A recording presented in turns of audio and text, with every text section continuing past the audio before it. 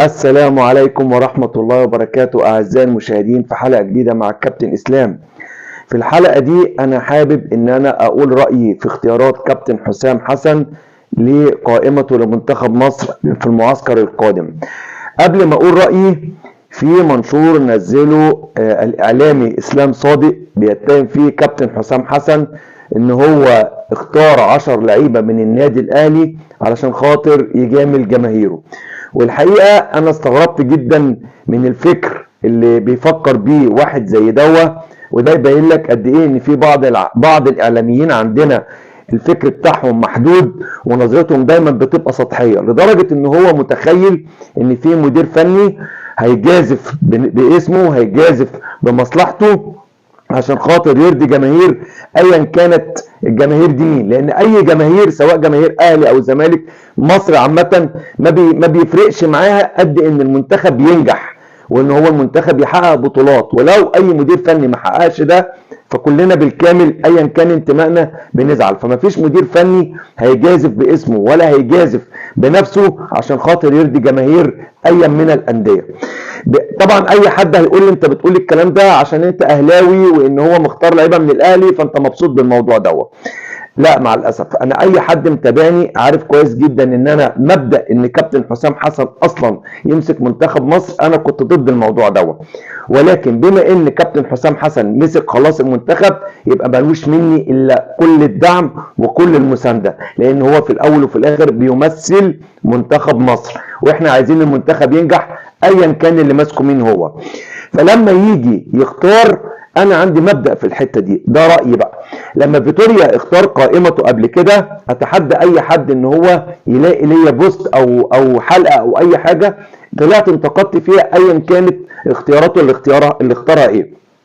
مع العلم بان مفيش اي مدير فني هيختار لعيبة والكل هيجمع على اللعيبة اللي مختارها. لازم كل واحد مننا هيطلع لعيب او اتنين هو مش مقتنع بانضمامهم للمنتخب.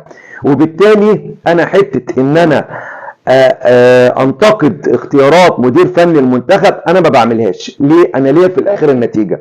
كل مدير فني وله قناعاته، هو ليه فكر وبيختار على اساس الفكر اللي هو عاوز يطبقه اللعيبة اللي بتتماشى معاه. سواء اختار لعيبه من نادي واحد او من عده انديه دي مش هتفرق معايا، انا اللي يهمني النتائج. هو دلوقتي اختار قايمه، انا ليا تحفظات، ومن ضمن التحفظات دي بعض الاختيارات من لعيبه النادي الاهلي. هدي مثال، هنقول اكرم توفيق مثلا. اكرم توفيق احنا بنحبه وعارفين ان هو لاعب راجل والكلام ده كله، لكن هو بعيد عن المشاركه. كابتن حسام حسن اختاره. وارد ان يكون كابتن حسام حسن شايف ان هو هيقدر يوظف امكانياته بشكل افضل من اللي كولر بيوظف بيها اكرم توفيق، او هيطلع منه حاجه مختلفه. وبالتالي انا ما اقدرش انتقد كابتن حسام في اختياره لاكرم الا لما اشوف اكرم في الملعب واشوف هل هو هيكون مثمر مع المنتخب او هيأدي اداء كويس مع المنتخب ولا لا. لما ينزله الملعب والاقي ان هو لا قدر الله غير موفق، في الحاله دي اقدر اقول ان كابتن حسام حسن ما كانش موفق في اختياره الاكرم. لكن افترض ان هو اختاره والراجل قدم اداء كويس جدا مع المنتخب وطلع منه شغل احسن من اللي كولر بيطلعه منه، في الحاله دي انا ما اقدرش انتقد حسام حسن في اختياره. يبقى انا ما انتقدش قائمه حسام حسن ولا اثني عليها الا لما اشوف نتيجه اختياراته في الملعب. ده شق. الشق الثاني ان المعسكر ده ما بيتخللوش مباريات مهمه، ده معسكر تحضيري. من حق المدير الفني للمنتخب ان هو يشوف بعض اللعيبه معاه ايه هيكون مردودها في الملعب. ممكن يختار لعيبه وفي الاخر لا توفق، وممكن يختار لعيبه يكون حاطط في اعتبار ان هم مش هيدوا له قوي ويوفقوا. وبالتالي ما نقدرش نحكم عليهم الا لما نشوف في الملعب ونشوف اختياراته في بطولة او في ماتش رسمي. ما اقدرش اقول برضو ان كل الاختيارات اللي هي موجودة معاه هي اللي هتكون موجودة معاه في بطولة او هي اللي موجودة معاه في ماتش رسمي. يا ريت كلنا نكون داعمين لكابتن حسام حسن بما ان هو اللي ماسك منتخب مصر. مفيش داعي ان احنا ننتقد دلوقتي، نستنى ونصبر لحد ما نشوف المردود في الملعب هيكون ايه.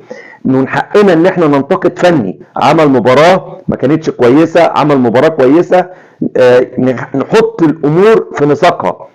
كل الدعم وكل المسانده لكابتن حسام حسن، بنتمنى له التوفيق، لان هو دلوقتي اللي بيقود مسيره المنتخب، ويا ريت نصبر لحد ما نشوف النتيجه هتكون ايه في الاخر. انا كده خلصت حلقتي، ويا رب دايما اشوفكم على خير، والسلام عليكم ورحمه الله وبركاته.